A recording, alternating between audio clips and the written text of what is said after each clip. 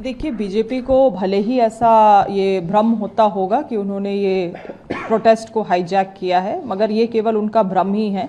क्योंकि देखा जाए तो आज भी जो स्टूडेंट्स हैं वो सतर्क हैं। कुछ लोगों को निश्चित रूप से राजनीतिक तरीके से इन्फ्लुएंस करने का भी प्रयास किया जा रहा है, मगर जिन छात्राओं के साथ हम लोग संपर्क में हैं, लोगों के जो मांगे हैं उन मांगों को लेके हम लोग सरकार तक पहुंच रहे हैं और चाहते हैं विशेष रूप से जो लोग अनशन में बैठे हुए हैं लगातार से उनके अनशन को समाप्त किया जाए और जिन चीज़ों में अधिक से ज़्यादा चीज़ों में जो सरकार की सहमति बन गई है उन चीज़ों में कार्य करने के लिए स्टूडेंट्स भी सरकार को समय दें। मतलब कुछ कदम सरकार आगे बढ़ी है, अब छात्रों को भी कुछ मान लेना चाहिए। बिल्कुल मान लेना चाहिए, समय तो आप देंगे ही। रिफॉर्मल चीज़ें जो होती हैं वो वक्त लगती है, मगर 14वें जेपीएससी को रद्द करना, बैकलॉग्स को रद्द करने के लिए जेसीसी में जुडिशरी कमेटी का गठन करते हुए जांच कराने के लिए, वित्तीय लेन देन का ईडी से जांच कराने के लिए, तमाम चीज़ों में सरकार ने अपना सहमति दिया है। और मैं निवेदन करना चाहूँगी स्टूडेंट से, इन तमाम चीज़ों में अब कार्रवाई करने के लिए सरकार को कुछ वक्त दे। एक बड़ा डेवलपमेंट हुआ है, एमएमटीआर अमेंडमेंट बिल पास हुआ है। देखिए, झारखंड राज्य के लिए तो ये सबसे बड़ा काला कानून है। वो इसीलिए क्योंकि आज के दिन में झारखंड जैसा राज्य अपने सभी कल्याणकारी योजनाओं के लिए माइनिंग कंपनीज से जो आती राजस्व है उस पर निर्भर रहता है। और आपने जो कानून लाया है वो केवल इन राज्यों के खिलाफ नहीं मगर सुप्रीम कोर्ट के उस 2024 के ऑर्डर के भी खिलाफ है, जिसमें ये स्पष्ट किया गया है कि राज्य सरकारों को ये अनुमति है कि वो कंपनी से रॉयल्टी, सेस, टैक्सेस ले सकते हैं।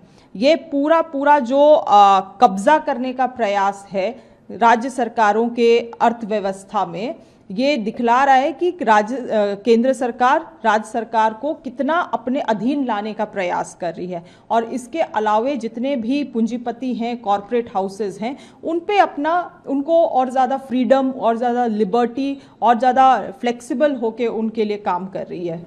नुकसान कितना होगा झारखंड को? नुकसान जो हम लोगों ने प्रथम दृष्टि से अनुमानित है, लगभग 10,000 करोड़ से अधिक का नुकसान होगा। कई सारे कल्याणकारी योजनाएं हैं जो राज्य सरकार अपने स्तर से बिना केंद्र सरकार के किसी सहयोग से चलाती है, चाहे वो मैया सम्मान योजना हो, छात्रवृत्ति योजना हो या अन्य विकास के योजना, सड़क निर्माण योजना, तमाम योजनाएं प्रभावित होंगी इस कानून के कारण। और बीजेपी के लोगों को शर्म नहीं है कि इन चीज़ों में भी आगे आके बोले, अपने आला नेताओं को इन चीज़ों को करने से रोके और यहाँ के लोगों के लिए आज हितैषी बने हुए हैं, केवल और केवल अपने राजनीतिक रोटी सेकने के लिए। एफसीआरए बिल जेपीसी में गया है, इस पर क्या कहेंगे? देखिए, एफसीआरए बिल तो आज के दिन में आपको हम कहेंगे कि जो अल्पसंख्यक समुदाय हैं, जो आपके एनजीओज हैं, सीएसओज हैं, इन तमाम लोगों के ऊपर और जो तमाम संस्थाएं हैं जो दबे कुचले पिछड़े लोगों के लिए काम करते हैं, वहाँ काम करते हैं जहाँ राज्य सरकारें, केंद्र सरकारें नहीं पहुँच पाती है, उन लोगों पे नकल कसने वाली ये कानून है।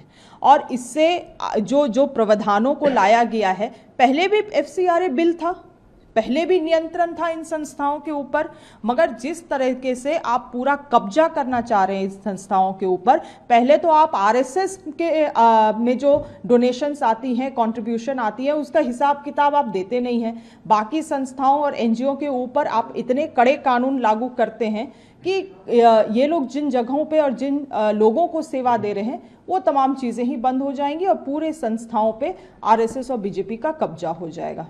देखिए, ये कानून को अगर आप देखिए तो इसमें कई सारे निटिग्रिटीज़ हैं, कई सारे इसमें प्रोविजंस हैं और कई तरीके से ये लोगों को और समुदाय को प्रभावित कर सकती हैं।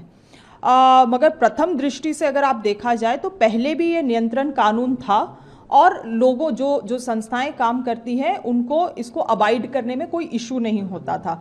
मगर अब जिस तरह से इसको लागू करने का प्रयास किया जा रहा है, ये केवल और केवल संस्थाओं पे कब्जा करने के लिए प्रयास किया जा रहा है, क्योंकि कई सारे ऐसे संस्थाएं हैं जो आज के दिन में फॉरेन फंड्स लेती भी नहीं हैं मगर वो यहाँ पे कार्य करती हैं।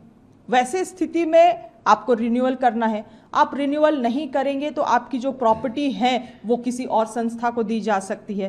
कौन ये संस्था है? सबसे बुरी चीज़ इसकी क्या है कि इन तमाम चीज़ों में जो किया जा रहा है एक ट्रिब्यूनल तक का प्रोविज़न नहीं किया गया है। तो अगर लोगों को कुछ सवाल है, कठिनाइयाँ हैं, तो लोग जाएंगे कहाँ? किसके पास जाके अपील करेंगे? तो ऐसी चीज़ें हैं। ये केवल और केवल मैंने जो कहा आपको आरएसएस और बीजेपी का एक प्रयास है कि अब जो भी संस्थाएं हैं, चाहे वो एनजीओज हो, सीएसओज हो या माइनॉरिटी संस्थाएं हैं, उन पे अपना कब्जा ये लोग कर सके। देश को कमज़ोर करने वाला ये दूसरा काला कानून है।